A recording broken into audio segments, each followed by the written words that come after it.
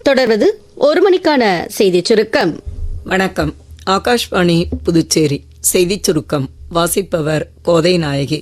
குடியரசு துணைத் தலைவர் திரு சி.பி. ராதாகிருஷ்ணன் மாநிலங்களவையில் இடம்பெற்றுள்ள கட்சிகளின் பிரதிநிதிகளுடன் வரும் 7ஆம் தேதி ஆலோசனை நடத்தவுள்ளார்.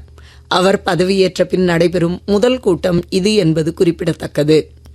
நாடாளுமன்ற குளிர்கால கூட்டத்தொடர் தொடர்பாகவும் பல்வேறு அம்சங்கள் குறித்தும் அவர் அரசியல் கட்சி பிரதிநிதிகளுடன் ஆலோசனை நடத்தவுள்ளதாக செய்திகள் தெரிவிக்கின்றன. உள்துறை அமைச்சர் திரு அமித்ஷா கோவா மாநிலத்தில் நேற்று பல்வேறு வளர்ச்சி திட்டங்களை தொடக்கி வைத்தும் புதிய திட்டப்பணிகளுக்கு அடிக்கல் நாட்டி பேசுகையில் பண்டிகை காலங்களில் மக்கள் உள்நாட்டுப் பொருட்களை அதிக அளவில் வாங்க வேண்டும் என்று வலியுறுத்தினார். மேலும் சரக்கு மற்றும் சேவை வரி சீர்திருத்தங்களால் அனைத்து தரப்பு மக்களும் பயனடைவார்கள் என்று கூறினார். 2 வயதிற்கு உட்பட்ட குழந்தைகளுக்கு சளி இருமல் மருந்துகளை பரிந்துரைக்க கூடாது என்று மத்திய சுகாதார அமைச்சகம் அறிவுறுத்தியுள்ளது.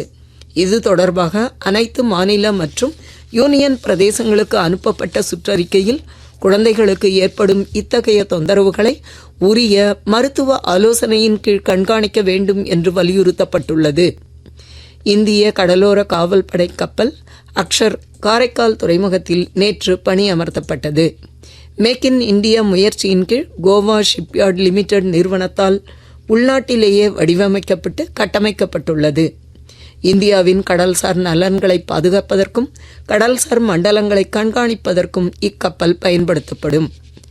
அரபிக்கடலில் உருவாகியுள்ள சக்தி புயல் தீவிரமடைவதால் மகாராஷ்டிரா, தமிழகம், புதுச்சேரி கடலோர பகுதிகளில் வரும் 9ஆம் தேதி வரை கனமழை பெய்ய வாய்ப்புள்ளதாக இந்திய வானிலை ஆய்வு மையம் தெரிவித்துள்ளது.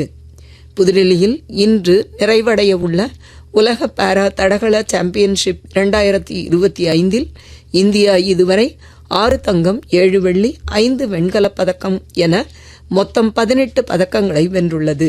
பிரேசில் 12 தங்கம் உட்பட 37 பதக்கங்களுடன் முதலிடத்தில் உள்ளது. இத்துடன் இந்த செய்திச் சுருக்கம் நிறைவு பெறுகிறது.